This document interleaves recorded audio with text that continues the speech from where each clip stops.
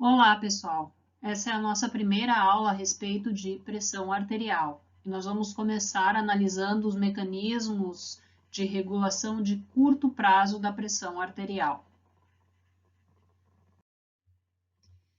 A pressão arterial ela é resultante da interação de vários determinantes, entre eles os fisiológicos e os físicos. Dentre os fatores fisiológicos que vão determinar a pressão arterial, nós temos o débito cardíaco e a resistência periférica, certo?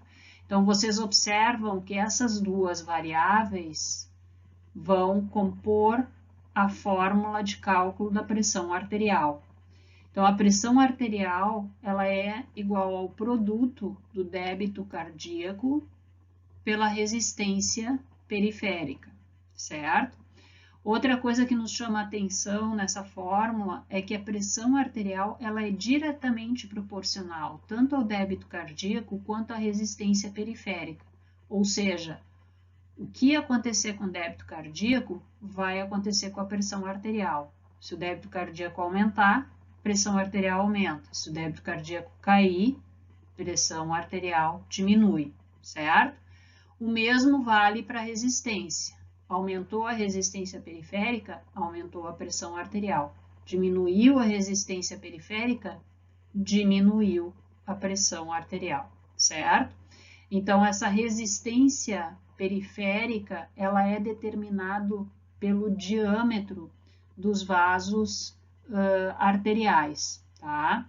Então, ela pode ser ajustada por vasoconstrição ou vasodilatação, certo? Então, quanto menor o diâmetro do vaso, mais resistência ele vai oferecer ao fluxo de sangue. Então, a vasoconstrição sempre vai aumentar a resistência periférica. Quanto maior o diâmetro do vaso, mais fácil do sangue fluir por esse vaso, menos resistência. Então, sempre que ocorrer vasodilatação, a resistência periférica diminui, certo? Então, vasoconstrição, aumento da resistência periférica, equivale ao aumento da pressão arterial. Vasodilatação, queda da resistência periférica, equivale a uma queda da pressão arterial, certo? Nós vemos aqui outro fator fisiológico importante relacionado à pressão arterial, que é o envelhecimento, certo? Ou seja, ao longo das fases da vida vão ocorrendo modificações fisiológicas que vão influenciar a pressão arterial sistêmica, né? Então, alterações na atividade cardíaca, alteração na estrutura de vasos, e esses fatores, então, vão se refletir na pressão arterial. Dentre os fatores físicos, a gente tem o volume de sangue arterial e a complacência arterial, certo?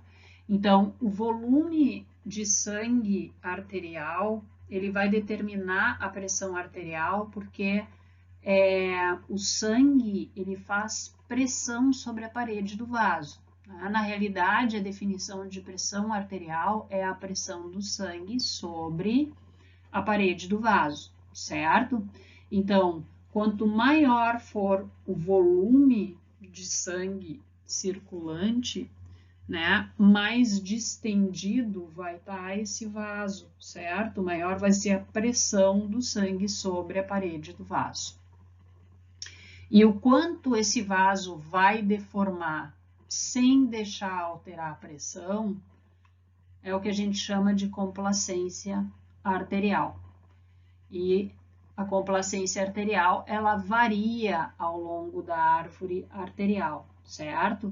Por quê? Porque os componentes que dão elasticidade ao vaso sanguíneo, né, eles vão diminuindo dos vasos arteriais mais calibrosos em direção às arteríolas.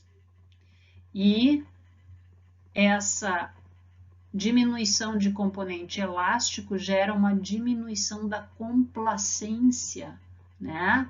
Da distensibilidade desse vaso, da capacidade dele acomodar um volume extra de sangue sem promover alterações significativas da pressão vascular.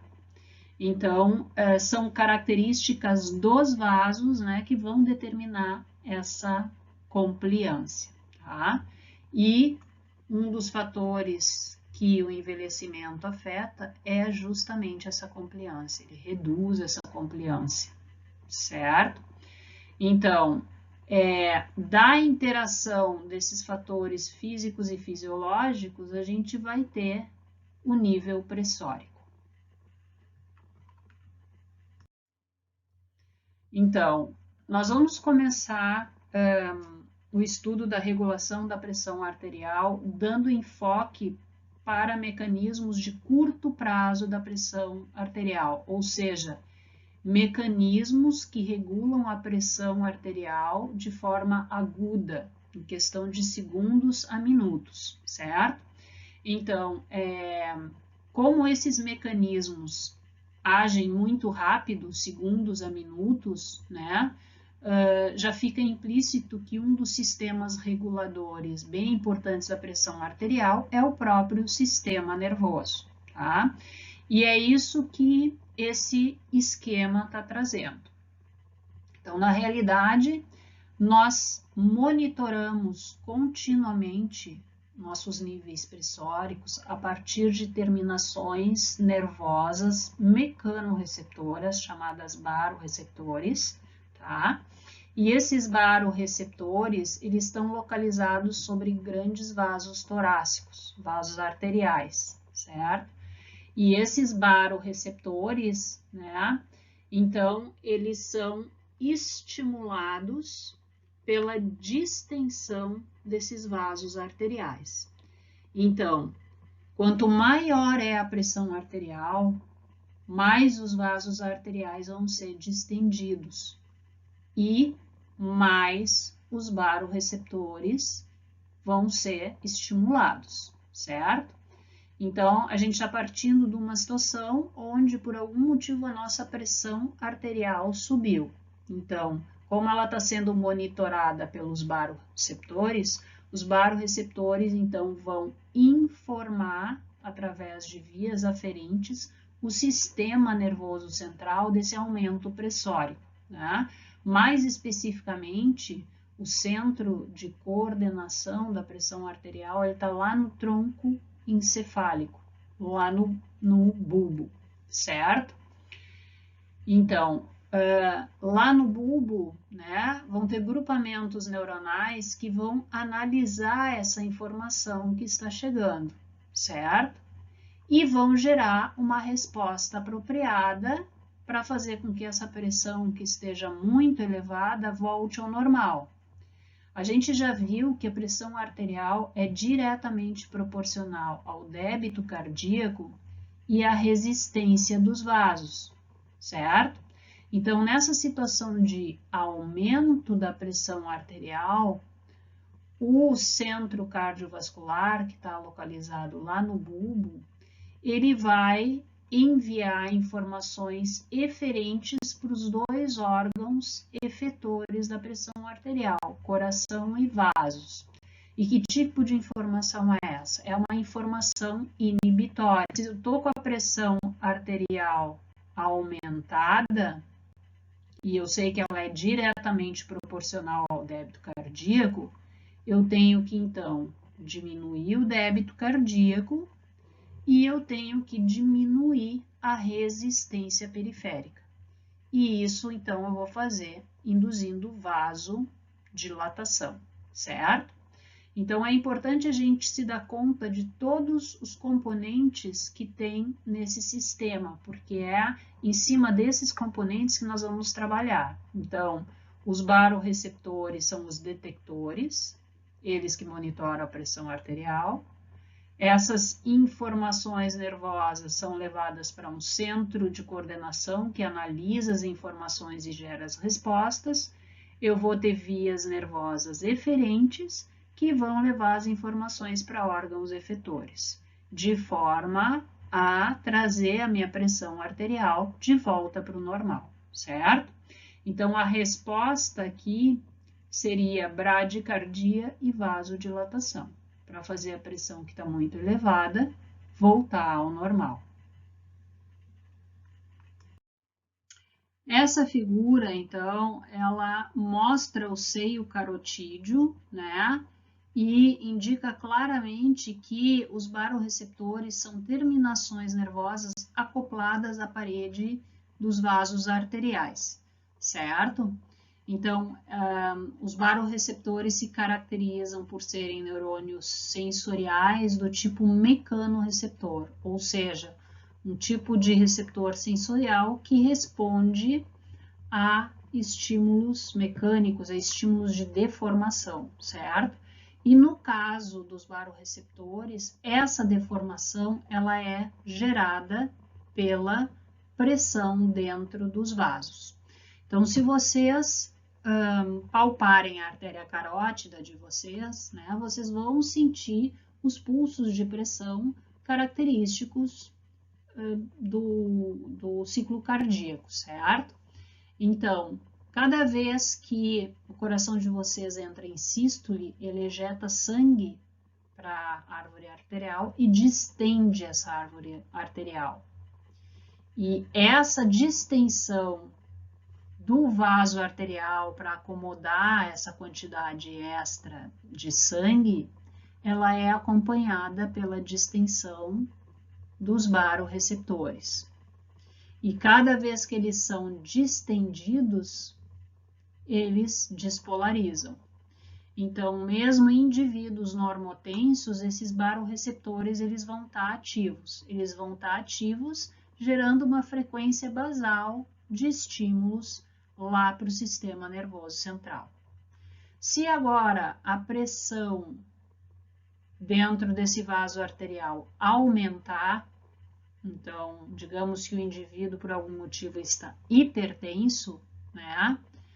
A pressão do sangue sobre a parede do vaso vai fazer esse vaso distender mais. E agora, as terminações nervosas vão acompanhar esse movimento e vão ser mais distendidas, gerando uma maior frequência de potenciais de ação para o sistema nervoso central, certo? Codificando, então, o sistema nervoso central, informando ele que o indivíduo está hipertenso.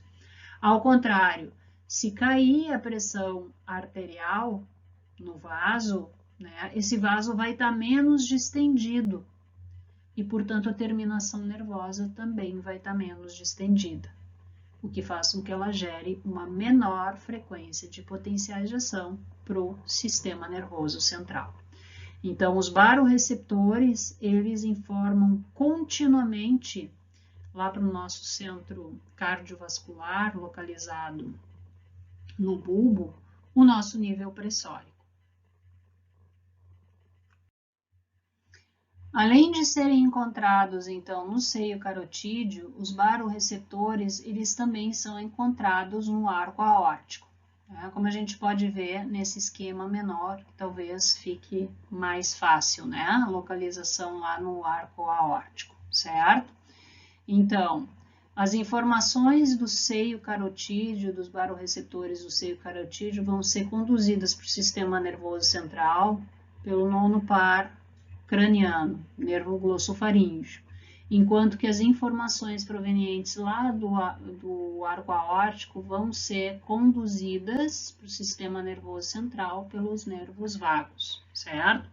Observem que os barorreceptores, eles estão na proximidade de quimiorreceptores. Então, essa estrutura amarelada aqui é o corpo carotídeo, certo? Quimiorreceptores, então, são aquelas terminações nervosas que monitoram continuamente os nossos gases respiratórios e os níveis de íons de hidrogênio no nosso organismo, certo?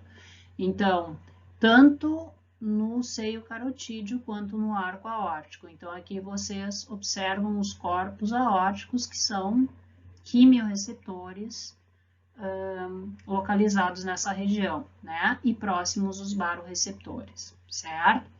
Então, a regulação aguda da pressão arterial, ela depende de vários tipos de reflexos.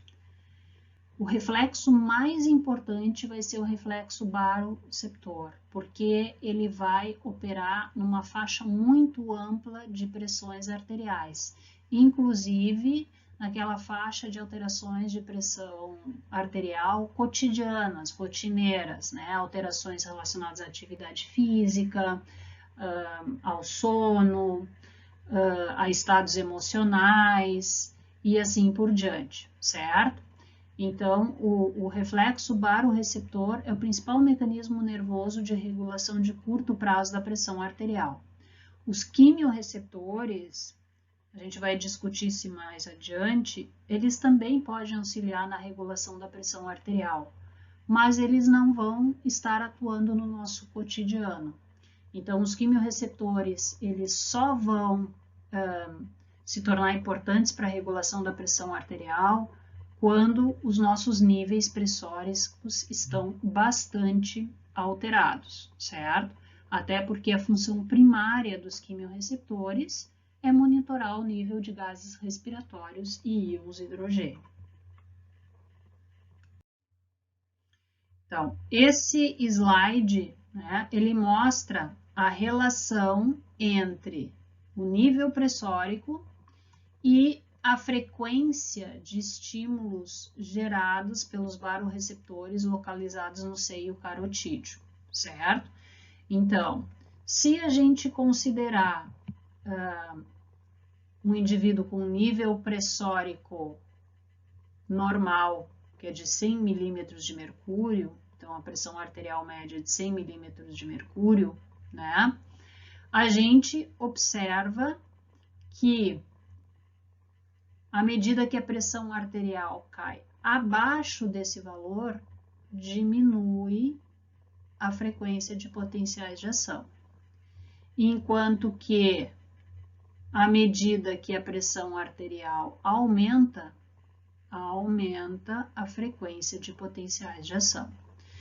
Então, e essas frequências de potenciais de ação vão ser levadas para o sistema nervoso central, que vai interpretar um aumento de impulsos como hipertensão, uma diminuição de impulsos como hipotensão, certo?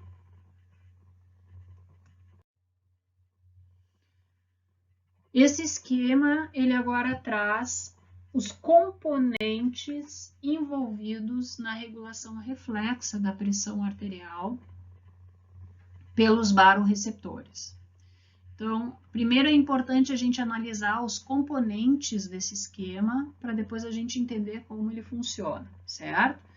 Então, vocês veem aqui os baroreceptores do seio carotídeo, do arco aórtico, enviando informações pelo 10º e pelo 9º par de nervos cranianos lá para o bulbo, para o núcleo do trato solitário, certo? Lá no núcleo do trato solitário, essas terminações nervosas vão fazer sinapses com interneurônios excitatórios, que vão levar informações lá para regiões cardíacas, então localizadas no núcleo umbírico e no núcleo dorsal do vago, assim como vão fazer sinapses com interneurônios inibitórios que vão para a área vasomotora, certo? Vejam que as informações que vão sair desse centro cardiovascular, né, vão sair via nervos vagos para o coração, né, ou via simpático, sendo que o simpático ele inerva o coração e vasos e ele pode ainda recrutar a medula adrenal para a liberação de adrenalina, que via circulação sanguínea também vai chegar nos vasos e no coração, certo? Então, provavelmente, né, o núcleo do trato solitário e o núcleo motor dorsal do vago sejam os componentes mais importantes para a regulação reflexa da atividade cardíaca pelo baroreceptor, ou pelo reflexo baroreceptor. Eu agora estou mostrando exatamente o mesmo esquema, só que ao lado, né, eu coloquei caixinhas com o que acontece em cada um dos níveis. Então, eu tentei fazer uma equivalência de cores com as estruturas que estão representadas nesse esquema, certo? Para a gente começar a entender como funciona o fluxo de informações dos baroreceptores para as diferentes regiões do centro cardiovascular e de volta para os órgãos efetores, que são os vasos e o coração, certo? Então, nesse nosso exemplo, a gente parte de uma situação de hipertensão. Então, a gente já sabe que a hipertensão ela vai distender mais intensamente, né, os vasos arteriais e o arco aórtico, gerando uma maior frequência de estímulos pelos baroreceptores. E esses estímulos vão dar entrada lá no núcleo do trato solitário pelo 10º e pelo 9º par de nervos cranianos, como nós falamos há pouco, certo? Chegando lá no núcleo do trato solitário, a gente observa que essas terminações nervosas, elas fazem sinapse com neurônios excitatórios para o centro cardioinibitório, e essas sinapses excitatórias, então positivas, vão gerar estímulos do nervo vago para o coração. O que é extremamente importante, porque a gente sabe que lá no coração o vago vai liberar acetilcolina, né? E essa acetilcolina vai deprimir a atividade cardíaca, que é o que a gente precisa numa situação de pressão arterial aumentada. Se eu estou com hipertensão, eu tenho que diminuir o débito cardíaco, porque diminuindo o débito cardíaco, eu diminuo a pressão arterial, certo? Ao mesmo tempo, então, que a gente diminui a atividade cardíaca por estimulação vagal, observem que essas informações que estão chegando dos baroreceptores também vão ativar interneurônios inibitórios. O que esses interneurônios inibitórios vão fazer? Vão inibir a via bulboespinhal. No momento que essa via bulboespinhal deixa de ser estimulada, ela, por sua vez, também não vai mais estimular o sistema nervoso simpático. E se o sistema nervoso simpático não está sendo estimulado, ele não está aumentando o débito cardíaco e ele não está promovendo vasoconstrição. Muito pelo contrário. O simpático vai deixar de atuar nos vasos e vai deixar de atuar no coração, certo? Então, ao mesmo tempo que a pressão arterial aumentada, a hipertensão, estimula vias parasimpáticas que deprimem a atividade cardíaca, ela deixa de estimular, né, vias simpáticas. E o simpático, na verdade, ele tem um tônus basal de estimulação, tanto do coração quanto da musculatura lisa dos vasos. Então, no momento que essa sinapse inibitória impede a estimulação do vago, eu vou ter vasodilatação e eu vou perder esse tônus simpático de estimulação cardíaca. Então, vasodilatação é diminuição da resistência periférica, certo? Então, ativação vagal diminui débito cardíaco e inatividade simpática promove vasodilatação, diminuição da resistência periférica, de forma que agora eu vou normalizar a pressão arterial, certo? E essa é uma resposta que ocorre em questão de minutos, né? Dando um exemplo para vocês. A maioria de vocês já passou por uma situação em que levanta muito rápido e se sente tonto, né? Mas em questão de segundos, vocês voltam a funcionar normalmente, tá? Então, essa mudança muito rápida do decúbito para o ortostatismo, ela provoca uma hipotensão. E essa hipotensão impede uma irrigação adequada do sistema nervoso central de vocês, por isso que vocês se sentem tontos. Mas em questão de segundos, o reflexo baroreceptor é ativado e a pressão arterial de vocês aumenta e volta agora para níveis adequados de acordo com essa nova postura de vocês, certo? Então agora a gente está falando de uma situação que começou com uma hipotensão, né? E que foi corrigida pelo reflexo baroreceptor em questão de segundos para gerar normotensão, ok? Então, isso aqui ocorre muito rapidamente. Então, além do nosso centro cardiovascular ter uma região cardioinibitória, ele também tem uma região cardioexcitatória ou cardioaceleratória, tá? Então, observem que essa região cardioexcitatória, então, ela conduz estímulos para a medula espinhal que vão ativar o sistema nervoso simpático, que via nervo cardíaco vai estimular a atividade cardíaca, liberando norepinefrina lá no coração, aumentando frequência e força de contração, certo? Enquanto que a região cardioinibitória, ela manda seus estímulos para o coração através dos nervos vagos, né? E os nervos vagos, então, a gente observa aqui inervação de duas regiões estratégicas, o marca-passo, o nódo sinoatrial e o nódo átrio-ventricular, que regula a passagem de estímulos do átrio para o ventrículo, certo? Então, a atividade cardíaca, o débito cardíaco, ela depende do balanço, né, entre atividade simpática e parasimpática, certo? É muito provável que o centro cardioexcitatório e cardioinibitório tenham inervação recíproca, ou seja, um pode influenciar o outro, tá?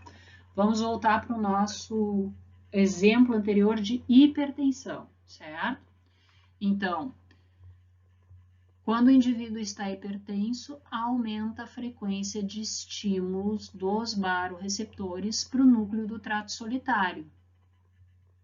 E lá no núcleo do trato solitário, a gente viu que as aferências nervosas fazem sinapses excitatórias, né, com os centros cardioinibitórios, gerando uma saída vagal para o coração, depressão do coração. Simultaneamente, a gente sabe que essas informações estão chegando no núcleo do trato solitário, fazem sinapses inibitórias com a área vasomotora e com a área cardioinibitória.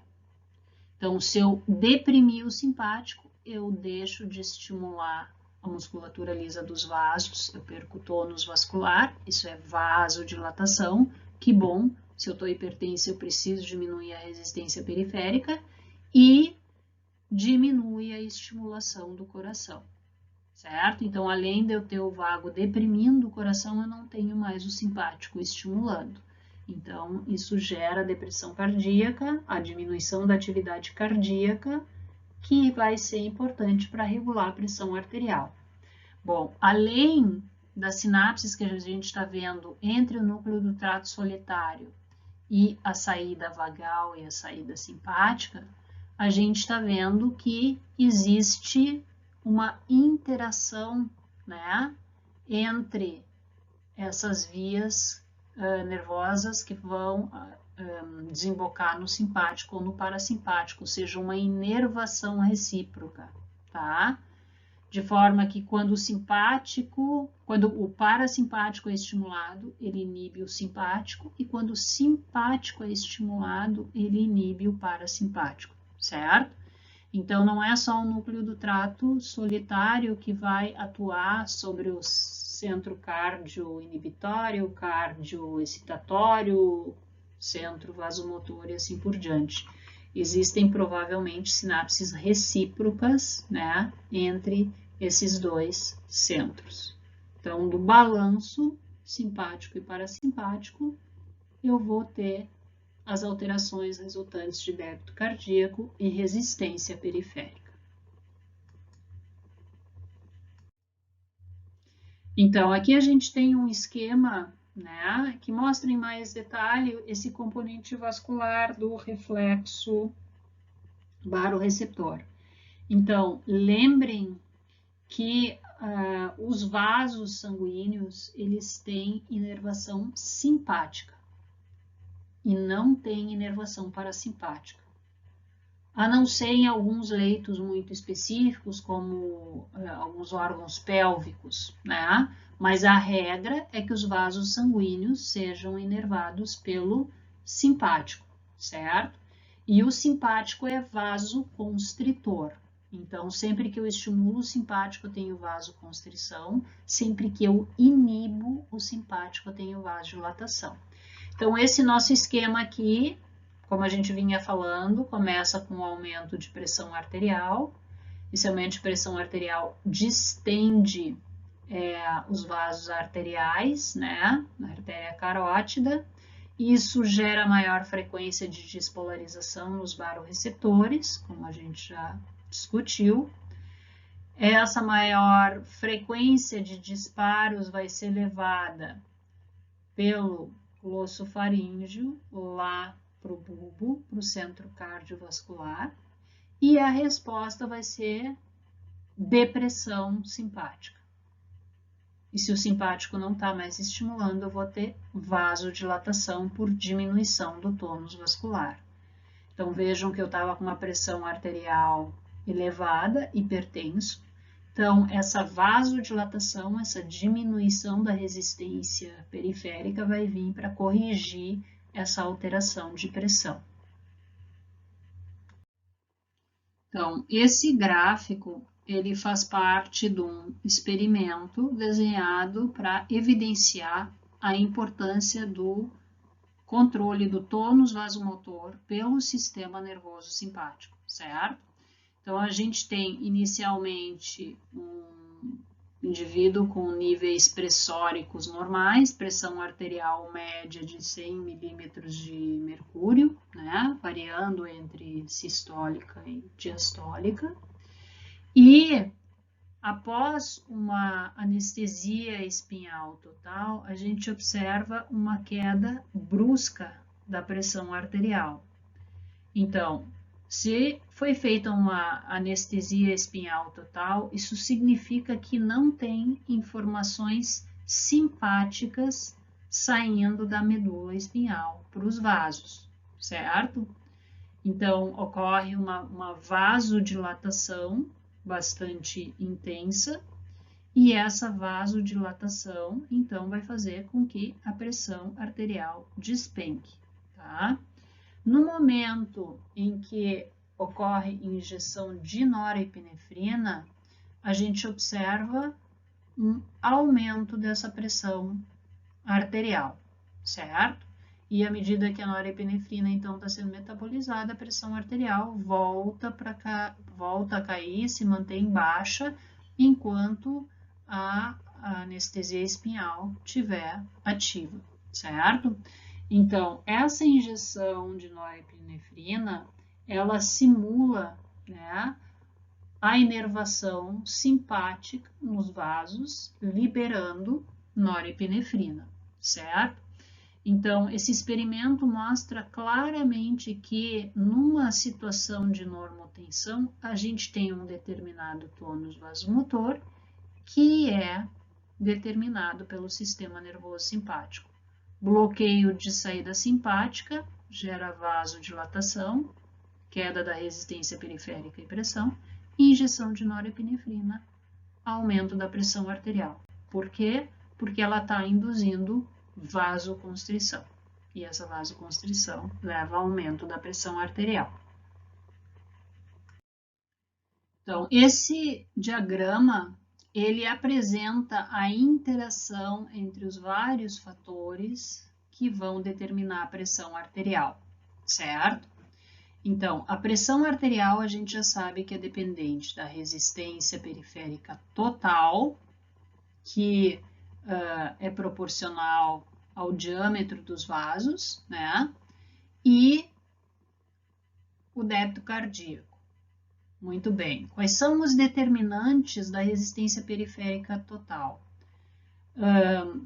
Fatores locais, específicos de cada tecido. Então, a gente viu que o fluxo sanguíneo é regulado de acordo com a taxa metabólica do tecido, né?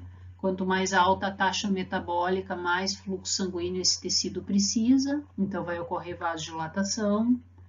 Por outro lado, se cai o metabolismo, esse tecido não precisa de tanto sangue, pode haver vasoconstrição, né?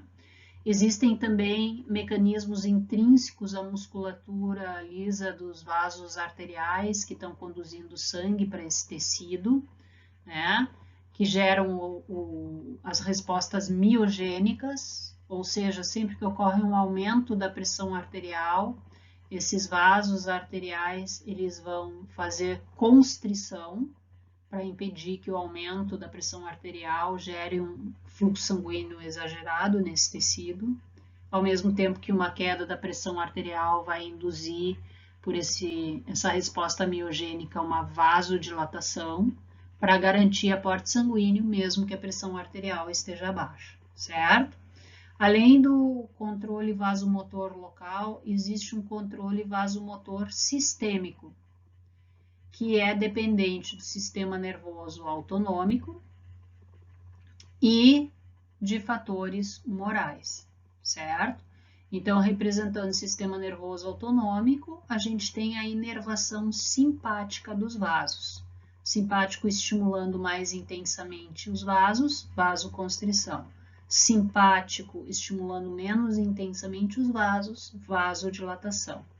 Então, esse controle é chamado de sistêmico porque uma vez que ele seja ativado, né, ele vai regular o fluxo sanguíneo simultaneamente em vários órgãos e tecidos, certo? Diferentemente desse controle local, tá? E além, então, do sistema nervoso autônomo, a gente vai ter também fatores humorais que vão estar envolvidos e que a gente vai discutir um pouco mais adiante, certo? E o controle do sistema nervoso autônomo está relacionado à entrada de informações dos baroreceptores. Então, aqui a gente tem o braço regulatório do reflexo baroreceptor, certo? Agora a gente vem para o outro lado do esquema, analisar os determinantes do débito cardíaco, certo? Então a gente sabe que débito cardíaco depende de volume sistólico e de frequência cardíaca, né? Na verdade, é o volume sistólico vezes a frequência cardíaca, certo? Então, quais vão ser os determinantes da frequência cardíaca? Vão existir determinantes extrínsecos, de novo, o sistema nervoso autônomo, né? Então, simpático aumentando a frequência cardíaca, parasimpático diminuindo, né? E esse efeito do sistema nervoso autônomo, então, de novo, está vinculado ao reflexo baroreceptor, tá? Mas vão existir mecanismos intrínsecos também, né, de regulação da frequência cardíaca, certo? De qualquer forma, alterando a frequência cardíaca, a gente vai alterar o débito cardíaco. Mas o débito cardíaco também é dependente do volume sistólico. E o volume sistólico é dependente do volume diastólico final e do volume sistólico final, certo? E esses dois fatores, eles estão relacionados a uma variável comum, que é o retorno venoso. Ou seja, quanto maior o retorno venoso, maior a pressão de enchimento do coração e maior o volume diastólico final ventricular. E quanto maior é o retorno venoso, maior é a pré-carga. E a gente sabe que uma maior pré-carga gera uma maior eficiência de contração cardíaca, né? Com alteração do volume sistólico. Então, na verdade, o volume sistólico final, né? Ele vai alterar em função do retorno venoso, tá? Então, a diferença entre esses dois fatores é o débito sistólico, certo? Então, quanto mais alto o volume diastólico final e quanto mais baixo o volume sistólico final, maior é o débito sistólico, maior é o débito cardíaco. Então, nesse esquema, nós amarramos vários componentes que nós já discutimos, né? De vasomotricidade e de regulação da atividade cardíaca e de trabalho cardíaco envolvendo pré-carga, certo?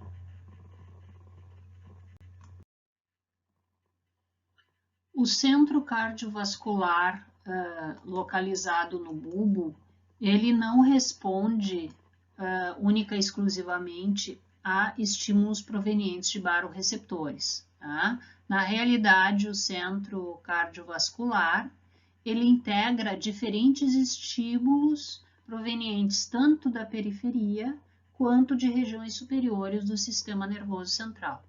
Então, aqui a gente tem um exemplo de recrutamento do centro cardiovascular por regiões superiores do sistema nervoso central numa resposta emocional, certo? Então, essa resposta emocional, ela gera aquela resposta típica de luta ou fuga, tá? Então, essa resposta emocional pode ocorrer em função de um pensamento perturbador, né? E a partir disso, então, esse indivíduo vai ter aquela resposta primitiva de luta ou fuga que tem por função coordenar a atividade de órgãos e tecidos para dar condições plenas para o músculo agir, poder fugir ou poder lutar, certo?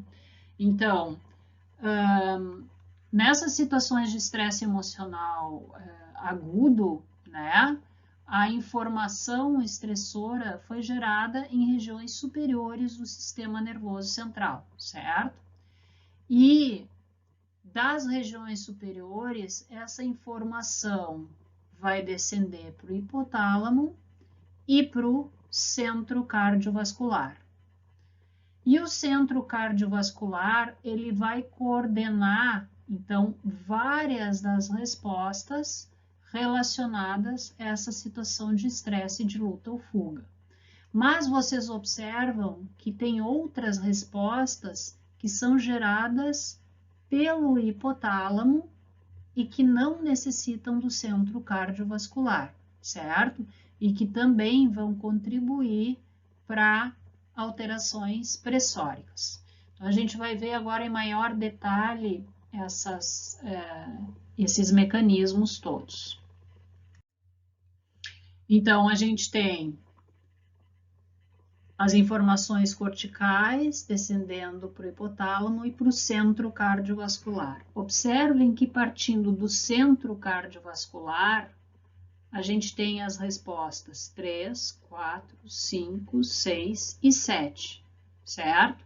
Ou seja, o centro cardiovascular, né, ele vai ser recrutado para fazer ativação simpática e liberação de adrenalina pela medula adrenal. Essa ativação simpática, né, que é representada por essas vias vermelhas aqui, vai gerar vasoconstrição em vários leitos vasculares, entre eles a circulação esplâncnica e os rins. Então, os órgãos que vão estar acoplados à circulação esplâncnica e os próprios rins, eles não vão ser importantes nem para lutar, nem para fugir. Então, nessas regiões, né, o simpático vai aumentar a liberação de norepinefrina para fazer vasoconstrição, de forma a desviar o fluxo sanguíneo, então, para o tecido que realmente interessa, que é o músculo, certo? E, ao mesmo tempo, está ocorrendo vasoconstrição aqui, a resistência periférica está aumentando, certo?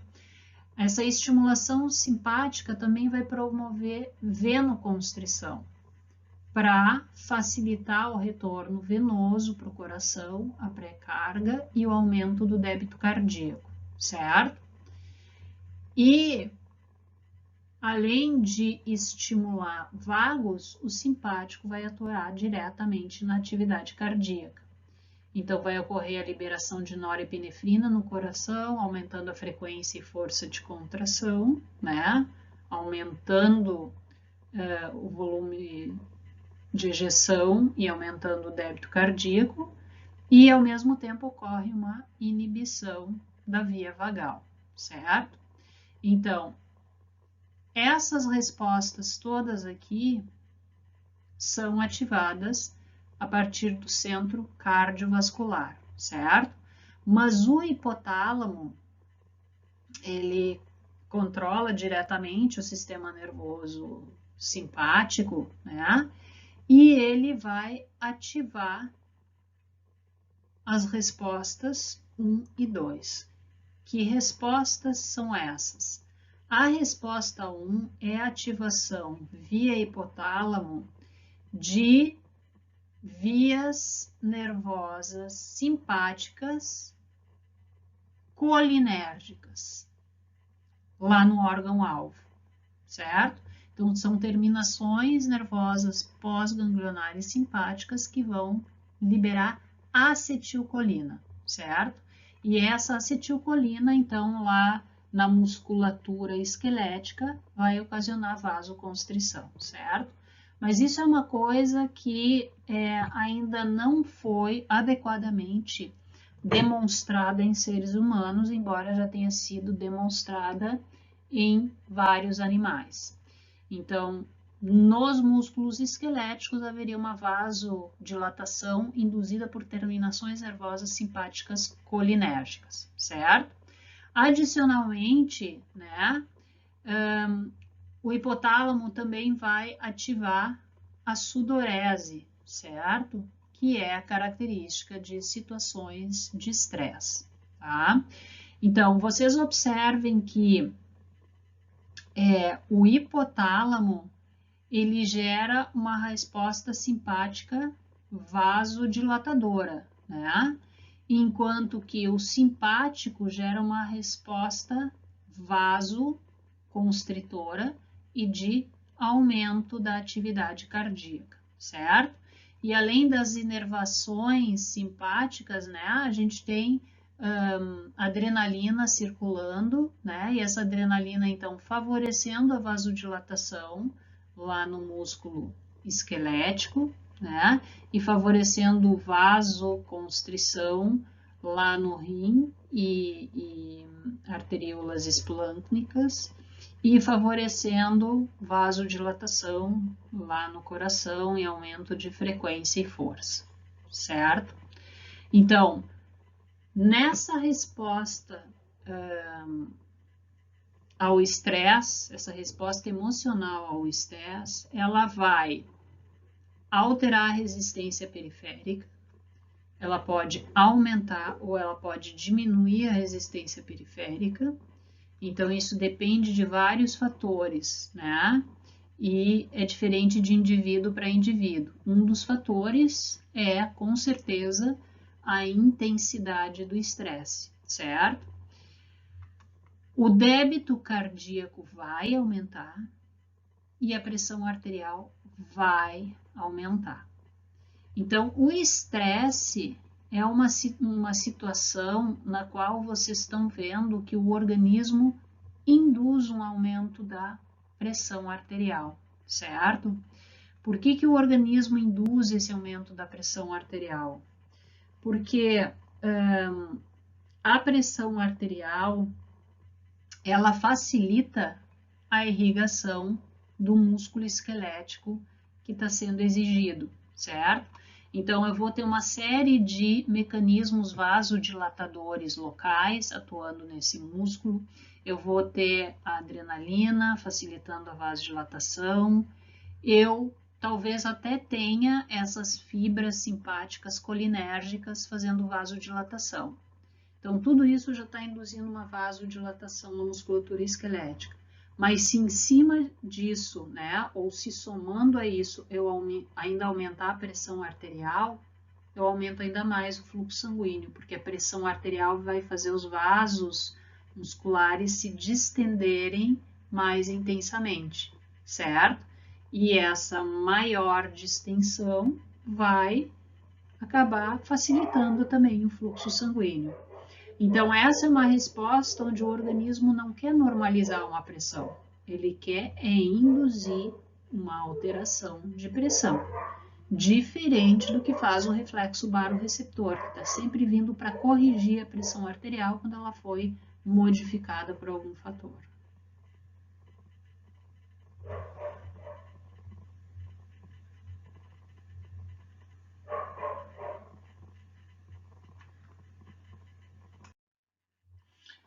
Um outro tipo de resposta ao estresse emocional e que também é observado quando os indivíduos sentem uma dor aguda importante é o que a gente chama de síncope vasovagal, certo? A síncope vasovagal, ela é um mecanismo diferente do anterior, porque a gente acabou de dizer que na situação de luta ou fuga, o organismo quer induzir um aumento de pressão arterial, porque isso facilita a irrigação muscular. Na síncope vasovagal, o que nós vamos ter é uma queda da pressão que vai levar ao desmaio, tá? Então, esse desmaio é mais comum em adolescentes e é o desmaio que acontece, por exemplo, quando o indivíduo vai tirar sangue, né, vai fazer uma venopunção e se sente mal, né? Então, quando o indivíduo é muito sensível, está em pé ou sentado, ele pode vir a desmaiar. Então, nesses indivíduos, o ideal é fazer a venopunção, a coleta de sangue, com o indivíduo em decúbito dorsal, porque nessa situação, essa hipotensão não vai gerar um desmaio, certo? Porque ele está em decúbito, facilitando o fluxo sanguíneo para o sistema nervoso central, já que o coração e a cabeça vão estar no mesmo nível quando o indivíduo está deitado, certo? Então, o que acontece de diferente, né, nessa síncope vasovagal, tá? Então, de novo, pode ser uma resposta emocional, como ver sangue, né? Imediatamente, então, isso é um mecanismo que é ativado em questão de segundos, gerando hipotensão. Essas informações, então, corticais, né, elas vão ser levadas para amígdala, e da amígdala, então, vão ser levadas para o hipotálamo, e do hipotálamo, então, essas informações vão chegar lá no bulbo, né? E o que vai acontecer lá no bulbo é uma diminuição da saída simpática e um aumento da saída vagal, certo? Então, esse estresse emocional, essa visão de sangue, né? Ela vai diminuir a resistência periférica total, porque eu vou diminuir o tônus vascular, os vasos vão relaxar, né? Vão diminuir muito a resistência e a estimulação vagal vai deprimir a atividade cardíaca, né?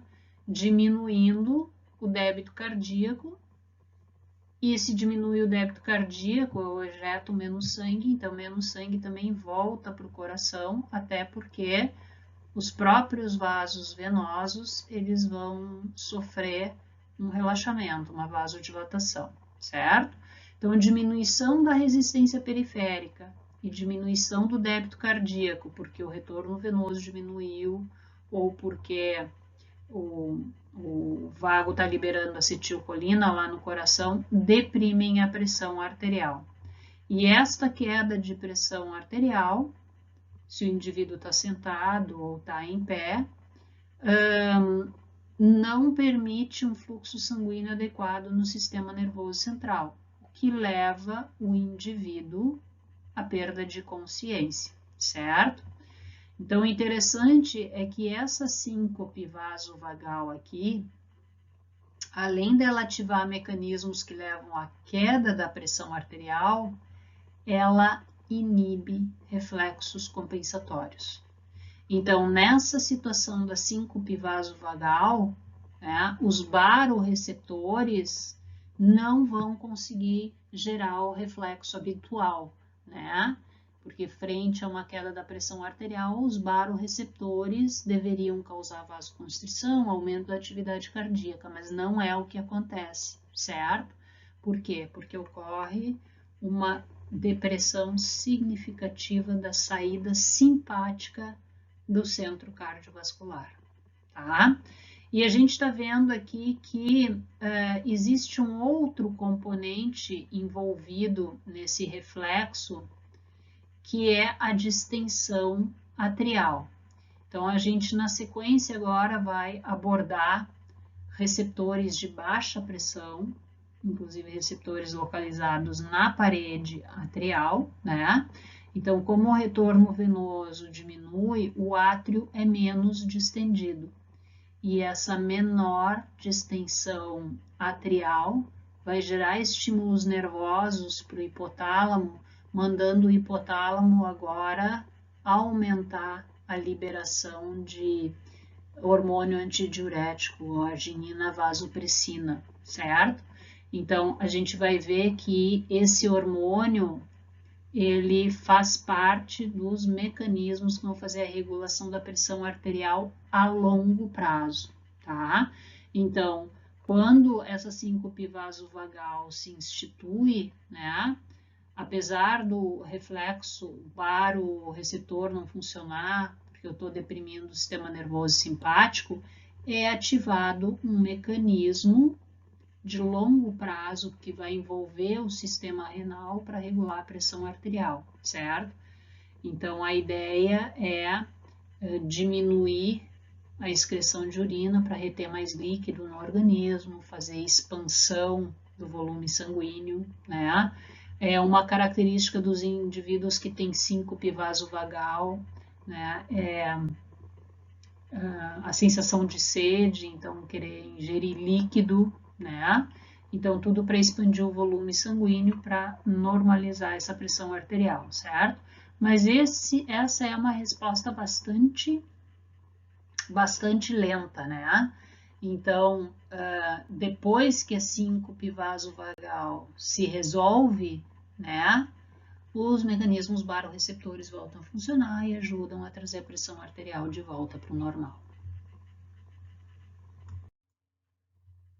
Então, aqui a gente tem em maior detalhe, né, essas respostas da síncope vasovagal que eu já discuti no esquema anterior, né?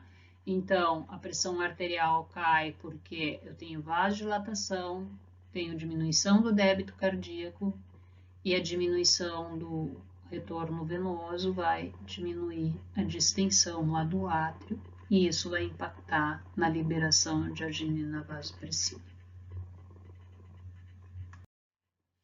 Então, quando nós estávamos abordando a síncope vasovagal, nós falamos de receptores atriais e eu comentei com vocês que esses eram receptores de baixa pressão, certo? Em oposição aos baroreceptores que são de alta pressão, certo? Então, esses receptores de baixa pressão, eles se localizam na artéria pulmonar, eles se localizam na junção da veia cava com o átrio, no átrio direito, no átrio esquerdo, na junção da veia pulmonar com o átrio esquerdo e no ventrículo direito. Então, todas essas regiões são regiões que trabalham com níveis pressóricos bem inferiores, né, à circulação sistêmica arterial, à pressão arterial, certo?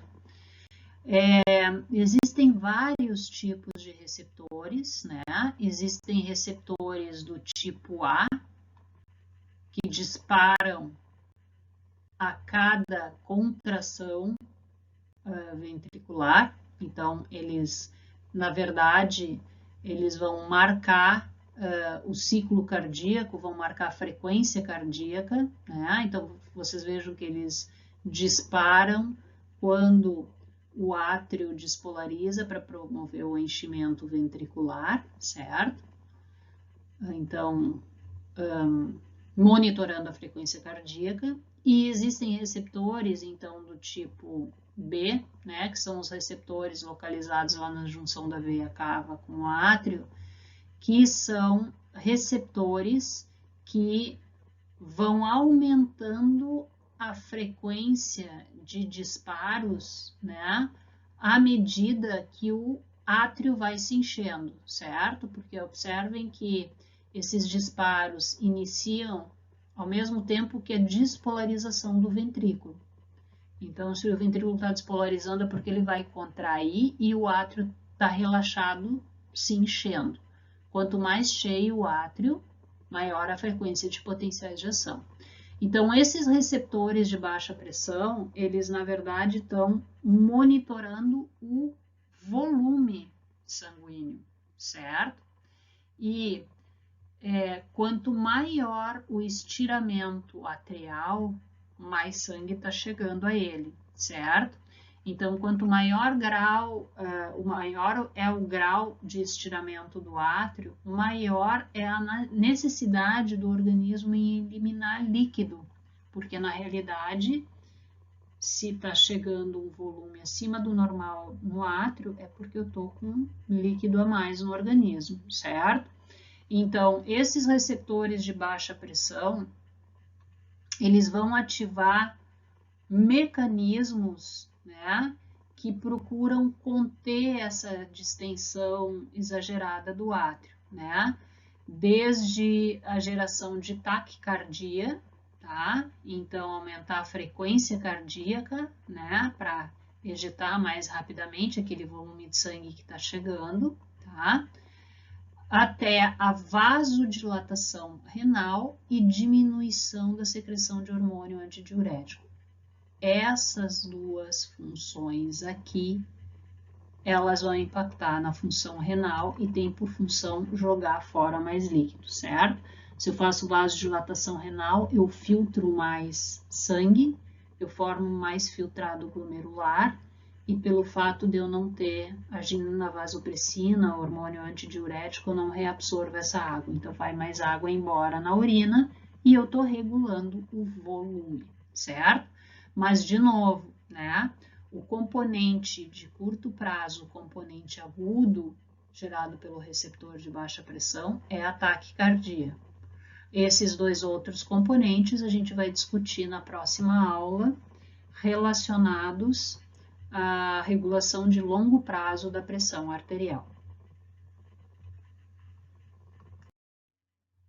Então, neste esquema, nós vamos analisar a integração de diferentes tipos de reflexos no controle da pressão arterial.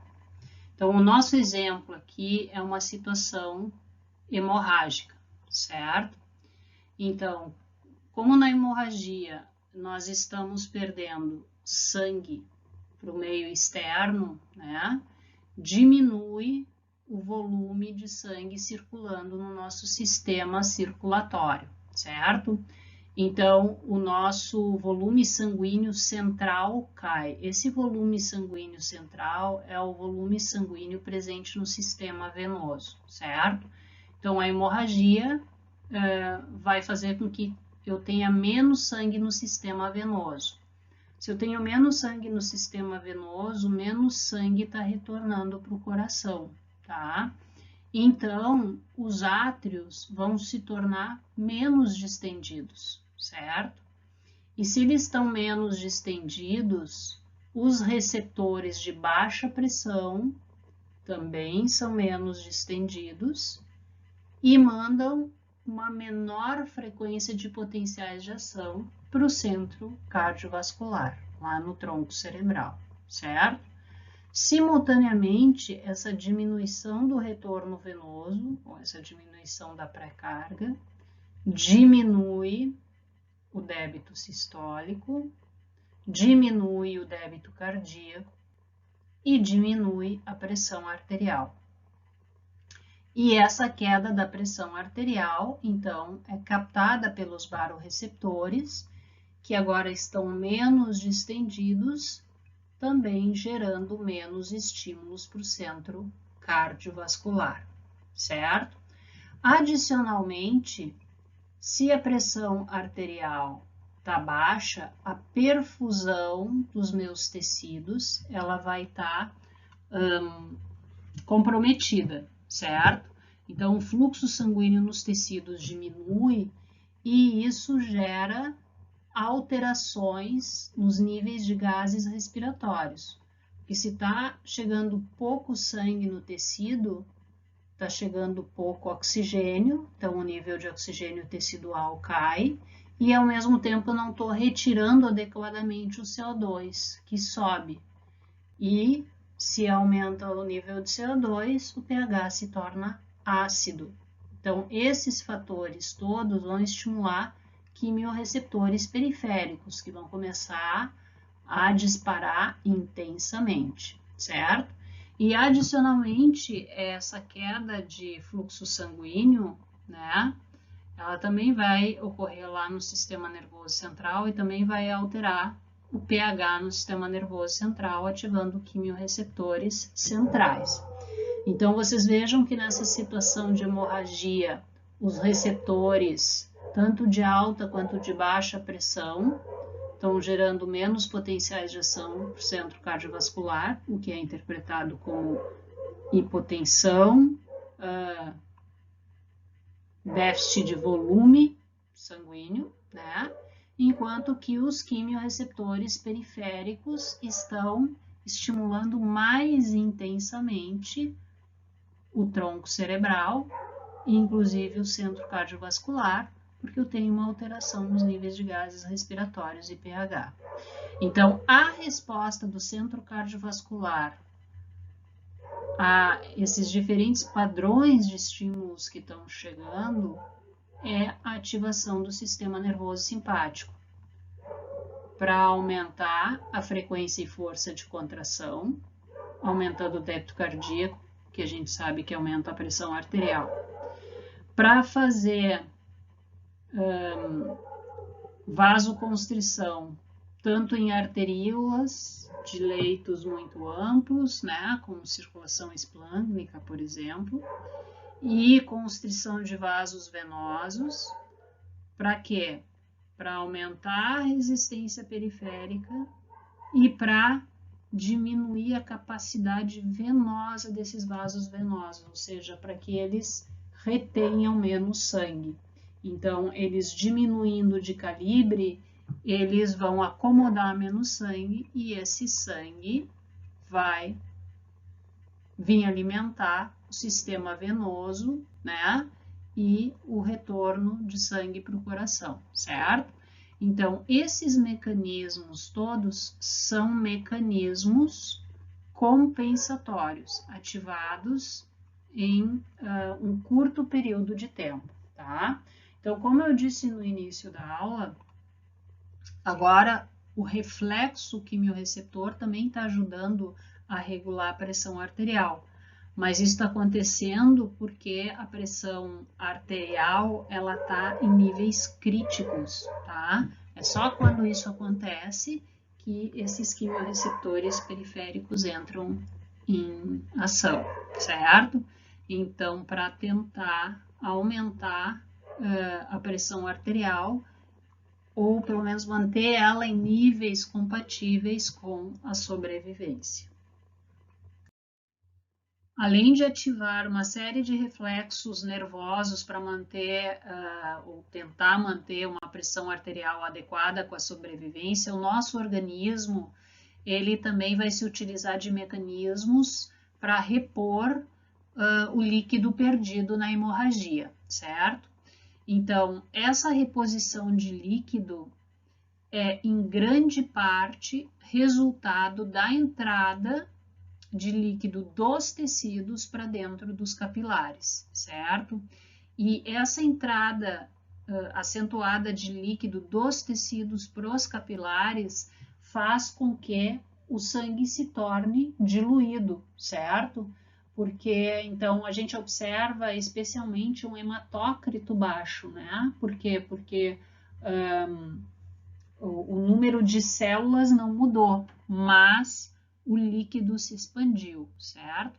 Então, essa primeira fase de expansão do volume sanguíneo, né, ela depende das forças de Starling que nós discutimos, que vão gerar absorção de líquido pelo capilar, certo? Então, a gente tem aqui uma situação normal, tá? Então, a pressão na arteríola, 60 milímetros de mercúrio, no capilar, 25 milímetros de mercúrio, né? E na vênula, 15 milímetros de mercúrio. Então, a gente observa a queda progressiva da pressão, como esperado, certo? Numa situação de hemorragia, o que acontece, né? Vai cair a pressão em todos os compartimentos, tá? Então, cai a pressão na arteríola, cai a pressão no capilar e cai a pressão na vênula em relação à situação normal. Essa queda de pressão, ela acaba gerando condições para absorção de líquido a partir dos capilares, certo? Porque a gente discutiu que a principal força que se opõe à absorção de substâncias pelo capilar é a pressão hidrostática capilar. Mas agora a gente tem uma queda da pressão hidrostática capilar, o que faz então com que ocorra mais absorção do que filtração nesse capilar, certo? Então vai começar a entrar líquido do interstício para dentro do capilar. À medida que o tempo passa, né, essa própria entrada de líquido no capilar, ela vai diminuindo. Por quê? Porque quanto mais líquido entra no capilar, mais vai aumentar a pressão capilar, né? Então, já gerando ou dificultando essa absorção, tá? Adicionalmente, como está saindo muita água do interstício para o capilar, né? Esse interstício ele está ficando com uma pressão mais negativa, e a pressão negativa favorece a filtração e não a absorção, certo? Adicionalmente, como está saindo principalmente líquido e pequenos solutos, como sais do interstício para o capilar, e as proteínas estão ficando retidas no interstício, a pressão coloidosmótica do interstício aumenta muito, e é uma pressão favorável à filtração contra a absorção, né? E, ao mesmo tempo, à medida que o líquido entra no capilar, esse líquido ele está diluindo as proteínas plasmáticas. Então, a pressão coloidosmótica plasmática, que favorece a absorção, também diminui, certo? Então, com o passar do tempo, né, quanto mais líquido é absorvido, menor vai ficando a tendência de absorção, né? Isso é característico de uma hemorragia compensada, né? Uma hemorragia na qual a gente observa um aumento de resistência, principalmente nas arteríolas em relação às vênulas, certo? Que é a situação normal, mas que agora passou a ser intensificada, tá? E por fim, então, depois dessa primeira fase de absorção de líquido, vai ocorrer uma segunda fase, né, que é a entrada de proteínas no sangue, provenientes de capilares hepáticos e mesentéricos, que são dois tecidos que têm muita proteína no interstício, né? E essa primeira entrada de líquido nos vasos, como ela diluiu as proteínas, a queda das proteínas plasmáticas é um estímulo para a síntese de mais proteínas, em especial da albumina, né, que é a principal proteína responsável pela pressão coloidosmótica, tá? Até que, no final das contas, né, volta a pressão arterial vai voltando, né? E a pressão capilar vai se restabelecendo até voltar a favorecer novamente a filtração, certo? Então, vocês observem que aqui embaixo a pressão capilar já está em 21 milímetros de mercúrio, quando o normal é 25, certo? Por quê? Porque já houve uma grande absorção de líquido, certo? E isso expandiu o volume sanguíneo, aumentando a pressão capilar. Então, a combinação de reflexos nervosos e mecanismos de restabelecimento do volume sanguíneo, né, é que vão fazer com que situações de hemorragia e que colocam o indivíduo em risco, gerando inclusive choque hipovolêmico, sejam reversíveis, certo?